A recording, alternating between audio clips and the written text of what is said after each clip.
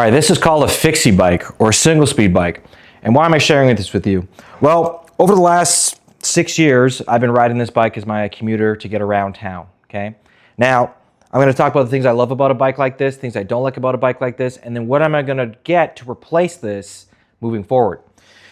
I get asked all the time about this bike, hence why I'm making this video. This is something I Googled during the pandemic. I was bored at home one day. I just went on the internet. I just Googled hardest bike to ride because I was thinking I want to get a bike to ride around and get in good shape. That was kind of the goal. I wanted something lightweight. I didn't want something with a lot of like gears and things like that. I want something very simple so I could obviously have a very maintenance-free bike, okay? So that's what this kind of thing is. Things I like about this bike, first and foremost, super lightweight. Okay, if you're looking for a light bike, this is like 10 pounds. Wow. I throw this over my shoulder. I run up and down the stairs with it, throw it in and out of my Jeep.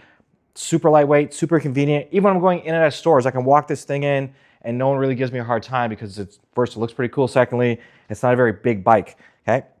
Some things I've upgraded with this bike. It came with handlebars that were kind of drop handlebars. Again, my back hurts when I ride that low, so I put like BMX style handlebars, and I've added a nice cushion saddle here, which is for a mountain bike actually, because the terrain that I ride on is sometimes not the greatest. Currently right now I'm living in Sudbury, Ontario, Canada. I'm originally from downtown Toronto, and the roads there are designed for bikes like this. Driving in and out of the city is great. These are called messenger bikes. They even use in New York City to deliver mail, okay? If you go on YouTube and Google Fixie Bike New York, you see all these people riding these bikes, again, because they're, you know, pretty easy and nimble to get around.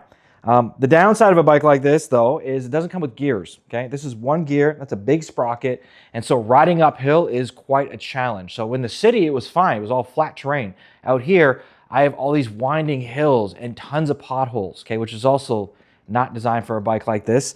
To avoid having a rim break, I kind of have these really wide wall rims, which are kind of cool. Sucks when you're going into the wind, side wind, because you're going to get tossed around a lot on this thing, being that it's so light.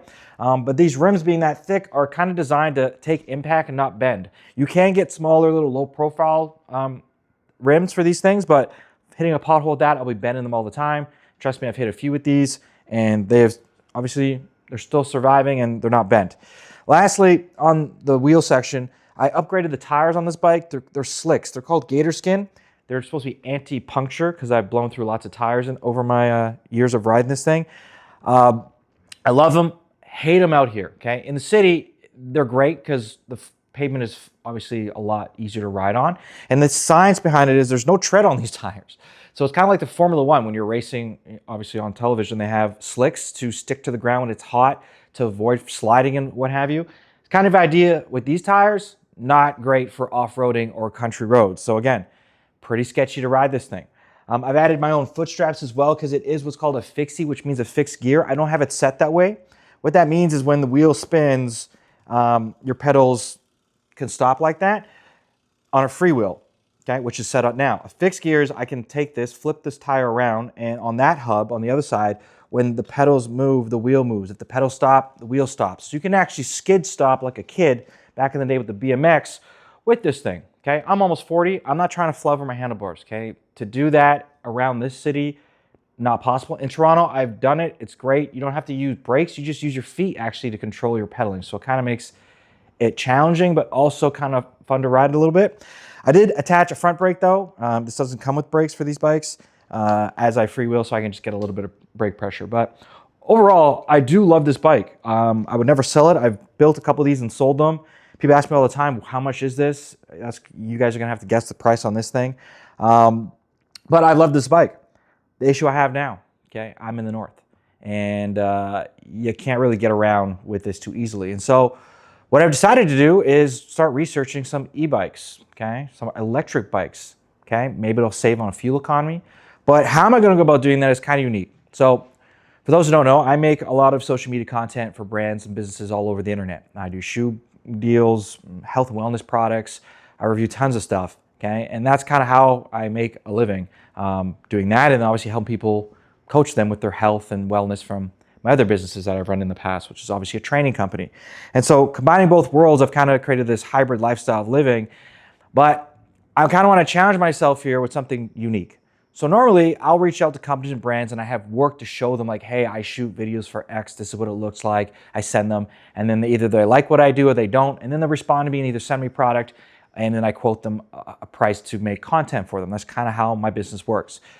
But I'm going to try to see if I can take that skill set and reach out online and try to land a bike deal with an e-bike company to then make content for around my journey of transitioning from this single speed fixed gear into an electric e-bike. Okay.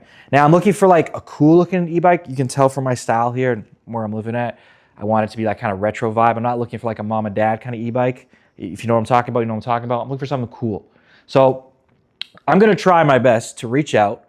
Again, I have no contacts right now. I don't even know which company is going to reach out to. And I have no work other than my past client work, which does well, that I'm going to use as leverage to show them like, hey, I can do this. And so join along for that journey. I don't know how long this is going to take. It may take months. It may take a day. But stay tuned for part 2 and we'll see, can I get a brand deal with an e-bike to replace this single speed fixie? Stay tuned and hopefully I'll be back with some good news.